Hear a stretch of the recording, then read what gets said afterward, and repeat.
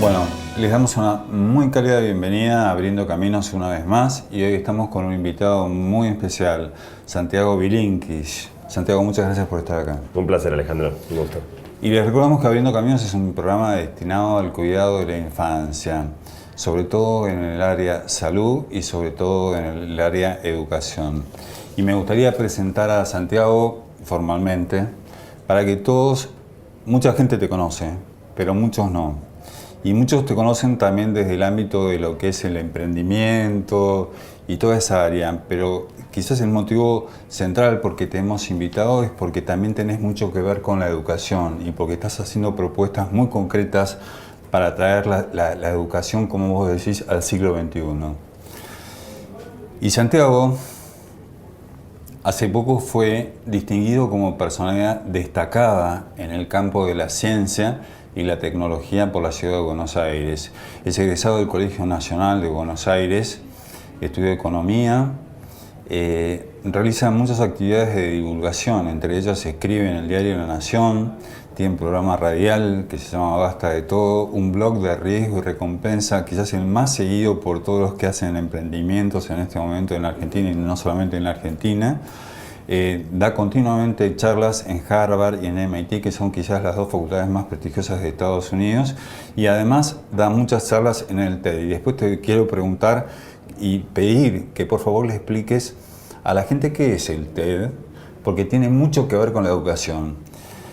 Y las preguntas que te voy a hacer tienen que ver con lo que publicaste en este libro que a mí me encanta, que se llama Pasaje al Futuro. Se los recomiendo enormemente a todos y muy especialmente el capítulo 9 de este libro. ¿Por qué? Porque el capítulo 9 está centrado en el tema de la educación y todas las propuestas que vos haces allí. Y vos en un momento hablás de esos cambios que en el presente nos incomodan, pero que abren puertas a un futuro asombroso. A mí me encantó. Y si te parece arrancamos y no hablo más y te dejo hablar a vos. Dale. Vos hablas en el libro de reinventar la educación. ¿Por qué tenemos que reinventar la educación? Bueno, en el capítulo 9 que mencionabas, arranco contando una historia que si bien no es real, es un video que circuló mucho en internet, donde se cuenta la historia de un personaje ficticio que pasa 100 años congelado y se despierta después de 100 años. Sale a la calle y ve aviones surcando el cielo, ve autos que van a muchísima más velocidad que 100 años atrás. Asustado se mete en un edificio y resulta ser un hospital y ve pacientes siendo mantenidos con vida, conectados a máquinas que los mantienen con vida. Y entonces sale despavorido de susto y se mete en una oficina y se encuentra con gente hablando con personas del otro lado del mundo, mirándose las caras en una pantalla. Sí. Y otra vez sale espantado, hasta que va pasando por diferentes lugares, en todos se encuentra con lo mismo, se ve abrumado por todos los cambios que ocurrieron en estos 100 años, hasta que llega a una escuela. Llega a una escuela, entra y se encuentra chicos sentados en un banco, un profesor en el frente escribiendo en un pizarrón, y ahí sí finalmente se siente a gusto, siente que encontró un lugar que está exactamente igual que 100 años y no ha cambiado ni un poco. De alguna manera esta historia viene a poner en contexto que la educación ha cambiado muy poco, que en gran medida nuestros hijos están hoy siendo educados de una manera no solo muy parecida a la que fuimos educados nosotros, de una manera muy parecida a la que fueron educados nuestros abuelos. Y lo más curioso de todo esto es que el rol principal de la educación es preparar a los chicos para el mundo que viene. Es preparar a estos chicos que están siendo educados hoy para dotarlos de las herramientas, las actitudes, el conocimiento que vayan a necesitar en 30 años. Por lo tanto, el punto de partida de todo proceso educativo debiera ser justamente qué habilidades y qué actitudes van a ser importantes en 20 o 30 años. Quizá el problema más grande que tenemos es que hoy eso ni siquiera es una pregunta en la cabeza de buena parte de los educadores, que reproducen por inercia, por costumbre, por convicción, exactamente el mismo modelo que hace 20, que hace 40 o que hace 60 años. Ahora después te quiero preguntar justamente eso, porque cuando leí el libro y leí además lo que publicás en La Nación, hablar de las barreras que impiden este cambio, pero te quiero preguntar, ¿cómo es aprender en la era de Internet? Bueno, hoy en día tenemos un montón. la verdad que es igual que antes, por esto que te decía de que no hemos cambiado, Sí. pero las oportunidades que Internet ofrece para enriquecer la experiencia educativa son enormes. Gran parte del problema es que en alguna medida las computadoras se han vuelto más un obstáculo que algo que allane el cambio, ¿no? Hace unos meses se publicó un estudio de las Naciones Unidas que comparaba los sistemas educativos de todos los países latinoamericanos hace 8 años y en el presente. Sí. Y uno de los hallazgos de ese estudio, entre muchos otros, era que las computadoras no mejoraron la performance académica de los estudiantes comparado con 8 años atrás. Y muchos diarios reprodujeron la noticia con caracteres catástrofe, ¿no? Las computadoras no mejoran la performance de los estudiantes. Y yo en ese momento escribí una nota en La Nación, sí, donde lo que decía es obvio que las computadoras no mejoran la performance de los estudiantes. ¿A quién se le ocurrió pensar que pasar de tomar nota en un cuaderno a pasar a escribir en un documento cambia algo? La verdadera transformación es utilizar las computadoras para hacer algo completamente distinto de lo que hicimos antes. No exactamente igual, pero en una máquina. Si nosotros vamos a pensar que por haber puesto una computadora en el aula nuestro trabajo terminó, en vez de recién estar comenzando, la computadora se convierte en un obstáculo. El desafío que tenemos es reinventar el proceso educativo por completo, aprovechando que hoy cada chico tiene una computadora arriba del banco y puede hacer cosas completamente diferentes de las que hicimos antes. Siguiendo con esto, como yo lo entiendo, vos, más allá de todas las carreras que hiciste y que seguís haciendo, en un momento fuiste seleccionado en Estados Unidos para ir a la NASA y estudiar allá, después de haber hecho todo lo que hiciste. Y creo que eso hizo como una especie de clic en tu vida, ¿no? Entonces, pedirte que nos cuentes un poco qué pasó allá.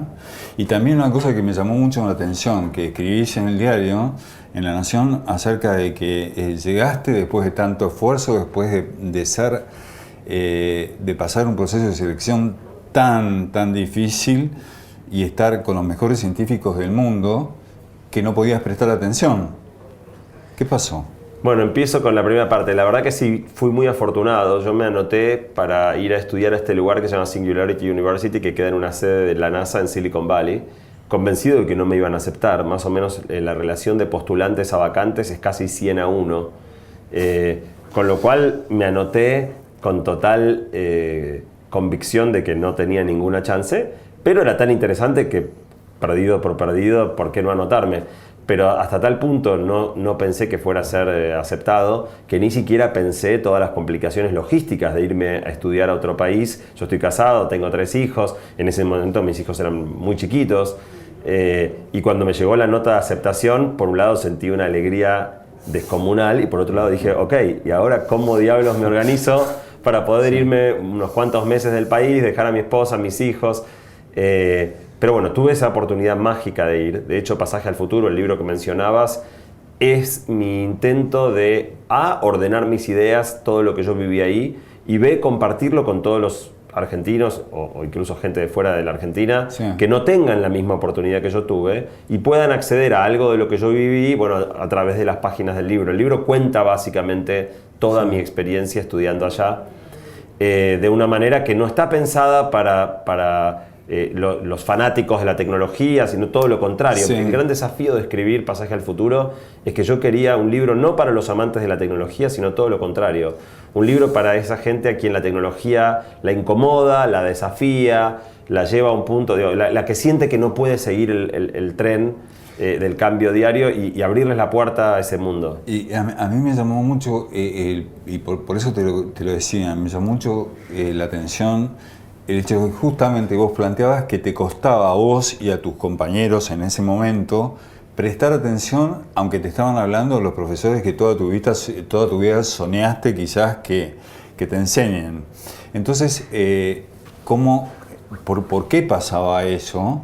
¿Y cómo lo podés relacionar eso con lo que les pasa a los chicos hoy en la escuela? Que creo que están de la mano, ¿no? Sí, interesantemente, si bien este era un lugar de extrema vanguardia en cuanto al tipo de contenidos que recibíamos, el mecanismo de enseñanza de nuevo, era el mismo de siempre. Había una persona adelante hablando, Sí. alguna vez usando algún tipo de apoyo audiovisual, pero muchas veces no.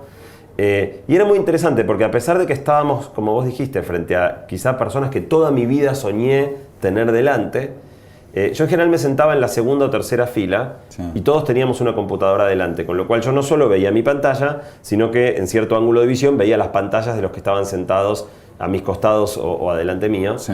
Y era muy notorio, empezábamos todos la clase así, pendientes absolutamente del presentador. Sí. A los 5 minutos empezaba algún tipo de distracción, en general siempre relacionada a la temática de lo que estaba pasando. Por ejemplo, el presentador mencionaba un libro, Sí. y nos íbamos a Amazon a ver información acerca de ese libro, o nombraba algún concepto. En el momento. En el momento, Sí. mientras estábamos escuchando, Sí. empezábamos a investigar algo acerca del libro que mencionó, Sí. o nombraba algún concepto que no entendíamos y nos íbamos a Wikipedia a entender mejor de eso. Sí. Y se empezaba a enriquecer la experiencia con otros estímulos aparte del presentador. Pero inexorablemente, cuando ya empezaste a dividir tu atención, en algún momento aparecía Facebook o mail o algún otro tipo de estímulo ya no tan relevante, Sí. y adentro de nuestra cabeza se empezaba a librar la batalla por dónde poner nuestra atención. Esto es producto de que vivimos en un mundo de absoluta hiperestimulación, donde ya nos hemos acostumbrado a hacer varias cosas al mismo tiempo, y donde, digamos, para mí un muy lindo ejemplo son las series de televisión. Cuando nosotros éramos chicos y mirábamos series, no sé, digamos Chips o una de estas series, Sí. el argumento era absolutamente lineal, iban contando una historia de principio a fin, y eran, a los estándares de hoy, absurdamente lentas. Si hoy intentás mirar un capítulo de esas series que nos encantaban, no vas a poder creer lo aburridas que son miradas desde los ojos actuales. Cualquier serie de hoy, tomemos Doctor House, en general te cuenta 4 historias distintas. O sea, tenés historias de diferentes pacientes mezcladas con historias personales de los médicos en la clínica. Sí. Va saltando constantemente de una historia a la otra. No te habla 2 minutos seguidos de la misma cosa. Tienen una velocidad, porque es la única manera de mantener tu atención cautivada. Si te hablan 1 hora seguida del mismo tema, a los 5 minutos cambiaste de canal. Las series para mí son una muy buena muestra de cómo el mundo del entretenimiento está entendiendo mejor cómo funciona nuestra atención, y el mundo de la educación todavía no. Bueno, tenemos que ir a una pausa, pero yo te pregunto si esto de la atención no es que se perdió la atención, sino que quizás es una nueva forma de estar presentes, y que esto hay que tenerlo muy en cuenta para entender qué es lo que le pasa a los chicos hoy en las escuelas y en los colegios, y por qué tenemos que estar muy atentos a eso y a cómo adaptar el sistema. Pero te invito a una pausa y bueno. Dale. Gracias.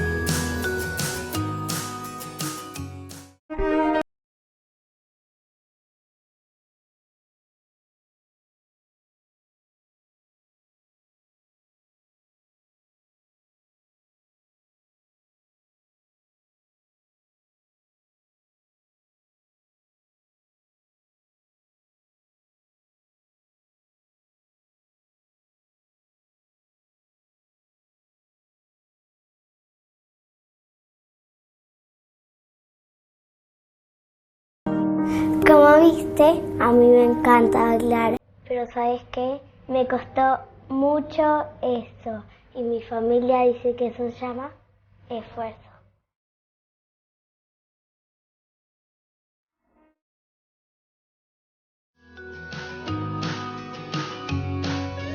Bueno, ahí estamos de vuelta, y Santiago, yo lo que te quiero pedir es, a ver, este problema de la atención que vos de alguna manera, no sé, entre comillas, sufriste allá o viviste allá en Estados Unidos, ¿cómo se lleva eso a lo que le pasa a los chicos, a lo que se observa a los chicos en las escuelas hoy? ¿Y qué podemos hacer para modificarlo? Porque evidentemente, y por favor seamos honestos, la educación no está funcionando. Entonces, ¿cómo hacemos para que los chicos estén atentos? ¿Cómo hacemos para que los chicos, para despertar la curiosidad, la motivación, y para en definitiva traer la educación al siglo XXI? ¿Cómo hacemos? Para mí es muy interesante pensar, cuando nosotros éramos chicos y faltábamos a la escuela, en principio a la mañana temprano no había televisión, lo único que había a la mañana era Telescuela Técnica, no sé si te acordás, un programa que en una voz en off te explicaba cómo hacer un banco de carpintero. Terminaba eso y ruido blanco por 2 horas, hasta que aparecían las barras grises, y la cuenta regresiva, ¿no? Y estábamos todos esperando que lleguen las 11 de la mañana para que empiece Patolandia, que era el único programa de dibujitos que había a la mañana. Después se acababan los dibujitos, venía el noticiero y otra vez hasta las 5 de la tarde a jugar con los autitos, a leer un libro, a jugar con un valero. Entonces cuando vos faltabas a la escuela, lo que vivías en tu casa jugando no era tan diferente a nivel estimulación a lo que podías vivir en la escuela. Ahora, los chicos hoy, si un chico falta a la escuela, está jugando con una consola de videojuegos al mismo tiempo que escucha música, al mismo tiempo que mira televisión, al mismo tiempo que... O sea, hoy tienen un nivel de estimulación que cuando van a la escuela y lo ubicás sentado en un banco, escuchando pasivamente a una persona hablando durante 40 minutos seguidos, esos chicos tienen ya su mente cableada de otra manera. No es suficiente estímulo para ellos una persona hablando. Ni que hablar si encima sumamos que en general esa persona, por más buen docente que sea, tiene muy poco que ver con la generación del conocimiento que está transmitiendo. No es un geógrafo, es un profesor de geografía. Y no es lo mismo escuchar hablar de geografía a Jacques Cousteau, que se fue al fondo del océano y te cuenta lo que encontró, que a un profesor que leyó lo que Jacques Cousteau contó y te lo transmite. De alguna manera yo creo que tenemos dos grandes desafíos a llevar a la escuela. Sí. El primero es elevar drásticamente el nivel de estimulación que le damos a los chicos. Complementar la palabra del docente con estímulos audiovisuales, con videos, con todo otro tipo de dispositivos que existen para que los chicos aprendan.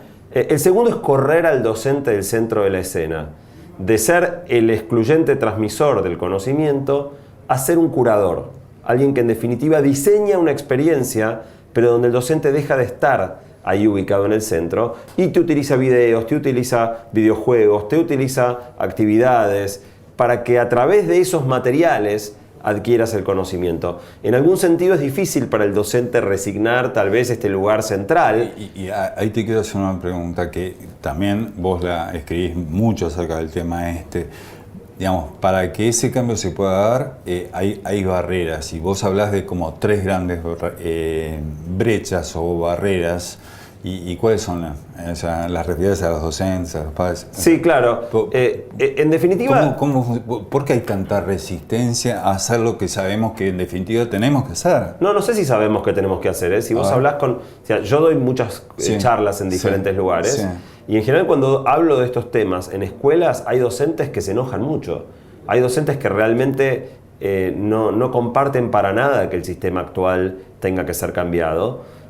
Como tampoco muchos padres entienden bien el problema. O sea, en el fondo sienten que tal vez que la escuela no termina de ser... O sea, muchos tienen por ejemplo la creencia de la escuela ya no es lo que era antes, ya nos educan también como cuando nosotros éramos chicos, pero más tienen el ideal de que vuelva a ser como era antes que de transformarla por completo. De manera que hoy los docentes, muchos apoyados por una asimetría de conocimientos que antes los sustentaba en un cetro inamovible y hoy en muchos sentidos invierte porque hay cosas que los chicos saben más que los docentes y los chicos lo saben y los docentes lo saben. Entonces, muchos docentes se sienten amenazados por el cambio. Muchos padres no terminan de ver con claridad qué es lo que debería cambiar y ni siquiera los chicos terminan de ser una fuerza de cambio. Hace un año atrás hubo un conflicto donde los estudiantes tomaron muchas escuelas en la ciudad de Buenos Aires, rechazando un cambio en la currícula que el gobierno de la ciudad estaba intentando hacer. Y lo curioso es que los chicos rechazaban el cambio que el gobierno trataba de hacer, pero no tenían una agenda alternativa de cambio. No es que decían, no, este cambio no queremos, pero queremos que cambie A, B, C, D, E. La agenda de los chicos era reaccionaria. La agenda de los chicos era, no cambien esto y que siga todo como está. De manera que hoy el problema más grande que tenemos es que no hay nadie empujando de manera fuerte una agenda de transformación educativa. Santiago, vos, ¿pensás que es necesaria la educación formal? O sea, cuando hablamos de educación formal, significa seguir yendo a la escuela como hacemos hasta ahora. ¿Es necesaria? Mira, la educación formal nació hace mucho tiempo atrás, básicamente porque los libros eran un bien muy, muy caro y escaso. De manera que alrededor de las bibliotecas empezaban a circular todas las personas que querían tener acceso al conocimiento y al principio era todos alrededor de la biblioteca hasta que las interacciones entre las personas comenzaron a ser más valiosas o tan valiosas como la interacción entre las personas y los libros. Y eso dio lugar a las universidades como eje de espacio donde confluían todas las personas. Hoy el conocimiento está en todos lados o en ninguno. Hoy no hace falta estar alrededor de los libros porque los libros están en todos lados. Y lo único que subsiste de aquella necesidad inicial de juntarnos todos es el contacto entre las personas. De manera que la única razón por la cual sigue teniendo sentido ir a una universidad o ir a una escuela tiene mucho más que ver con el contacto con los pares y con los demás que con los libros o con el conocimiento. Hoy en día perfectamente podríamos estudiar en nuestra casa, digo, que no haya clase, todo, que el conocimiento se transmita a través de un video mirado en nuestra casa y que la escuela sea el espacio donde juntos intercambiamos experiencias acerca de ese conocimiento. Entonces, yo creo que la educación formal sigue teniendo una razón de ser, pero es básicamente ser el espacio de intercambio con pares y de socialización.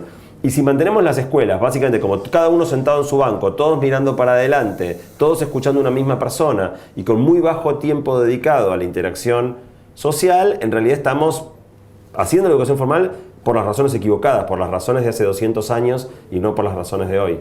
O sea que vos sos un defensor de la escuela en definitiva, hasta donde yo entiendo, solo que cambiando los contenidos y cambiando la manera de Completamente, yo creo que la escuela es fundamental y creo que tenemos la oportunidad de construir una experiencia educativa maravillosa para nuestros hijos, muy diferente de la que nosotros tuvimos, y tenemos la oportunidad de construir un lugar maravilloso para los docentes, muy diferente del lugar actual, donde no estén obligados a seguir una currícula rígida y transmitir todos los días en todas las escuelas. Todos los profesores de geografía debieran estar diciendo las mismas cosas de las cuales no tuvieron ningún rol concreto en la generación de ese contenido. No, ser curadores, ser constructores de una experiencia multimedia fascinante que genere cosas espectaculares en los chicos. Y en un momento, leyendo, vi esto de generar preguntas y no dar respuestas. Bueno, es que en el punto de partida del problema actual está esto de que la escuela nos da respuestas a preguntas que no nos hicimos. Entonces yo me acuerdo que Bernardino Rivadavia como presidente aprobó la ley de enfiteusis, todavía hoy, 30 y pico de años después de haberlo estudiado, y no tengo la menor idea qué diablos era, pero la palabra me sonó pintoresca, que yo vaya a saber por qué me acordé de eso. Ahora, ¿qué me importaba a mí en ese momento que Rivadavia hubiera aprobado la ley de enfiteusis? Yo no tenía ninguna pregunta. Cuando los chicos tienen necesidad, deseo de saber algo, su relación con el conocimiento que les das es completamente otra. Entonces, si nos tomamos el trabajo primero de despertar las preguntas, de que los chicos quieran saber respecto de eso, cuando le des el conocimiento, estás respondiendo a una demanda de ellos que van a recibir muchísimo mejor. Obviamente es mucho más difícil generar esas preguntas primero que simplemente ir y tirar un montón de contenido, pero el resultado es que no aprenden. Y quizá lo más llamativo es que todos sabemos que la gran mayoría de las cosas fácticas que les enseñamos a los chicos hoy se las olvidan al día siguiente de rendir el examen. Las preparan para el examen sabiendo ellos, los padres, nosotros, los docentes, todos sabemos que el 90% de las cosas o más que le damos a los chicos y que les tomamos en una prueba se las olvidan en la semana siguiente, y sin embargo todos somos cómplices de seguir perpetuando este esquema que no sirve para nada, pero bueno, qué sé yo, así se viene haciendo, cambiarlo es difícil, nos da miedo. Y me gustaría que nos aclares, y voy corriendo con el tiempo de televisión, pero que vos hablás acerca de que bueno, la información hoy está al alcance de todos en segundos, ¿no? Google, para otros Wikipedia, lo que sea. Pero vos comentás algo en un artículo en La Nación que a mí me gustó muchísimo y que te pido que lo comentes acerca de qué pasaría si de repente los chicos pudieran participar o interactuar en el Cabildo de 1810, interactuar con los próceres, que en definitiva eran hombres de carne y hueso, y conocer esa realidad, hacerles las preguntas y sacar sus dudas, ¿no? ¿Lo ves posible esto? Bueno, en la nota esa justamente era la misma en la que hablaba de por qué las computadoras simplemente si las usamos para tomar nota no sirven para nada, ¿no? Y se convierten en un obstáculo. El verdadero uso de la computadora en la escuela para mí debiera ser, por ejemplo, esto que vos mencionás, que es hoy en día se puede tener un visor de realidad virtual hecho de cartón. O sea que no es una tecnología inaccesible, incluso en las zonas más humildes. Si tienen un teléfono celular que puedan deslizar adentro de un visor de cartón, se puede crear experiencias de realidad virtual que permitan, por ejemplo, como vos decías, llevar a los chicos a la Plaza de Mayo el 25 de mayo de 1810 y recorrer la plaza y ponerse a hablar con French y Beruti, que supuestamente estaban repartiendo cintitas, y ver que las cintitas no eran celestes y blancas como tradicionalmente muchos tenemos en la cabeza, porque claro, la bandera se inventó en 1812, en 1810 no tenía sentido celeste y blanco, y ver que las cintas parece que eran rojas y blancas. ¿Y por qué rojas y blancas, French? Explícame. Y después pasar adentro del cabildo y recorrer las asambleas. Yo creo que si los chicos tuvieran oportunidad de vivir una experiencia así, obviamente aprenderían infinitamente más de qué pasó el 25 de mayo de 1810 que si se los cuenta un maestro. Nos queda un minuto. A mí me gustaría pedirte que le des un mensaje a la gente, a los educadores, quizás a mí y a los que tienen que ver con las decisiones del sistema educativo. A mí me encantó en lo personal cuando hablas acerca de me gusta pensar en un aula. La verdad lo que les diría es tanto a los padres como a los docentes que se atrevan a cuestionar el sistema actual, que se atrevan a transformarlo, que se atrevan a hacer experimentos. El capítulo del libro está a disposición, es de dominio público. Yo quise que sea gratis para que realmente promueva esta discusión, con lo cual los invito a descargarlo, libro.bilinkis.com/educación. Pueden todos descargar este capítulo, que les va a generar más preguntas que respuestas, es intencional, pero creo que les va a empezar a abrir las preguntas para poder pensar entre todos cómo podemos hacer la educación del siglo XXI para nuestros hijos. Bueno, muchísimas gracias, Santiago. Te invito para un próximo programa. Nos encantaría tenerte de vuelta. Muchísimas gracias a todos los que están del otro lado. Que Dios los lea y nos vemos la semana que viene. Gracias.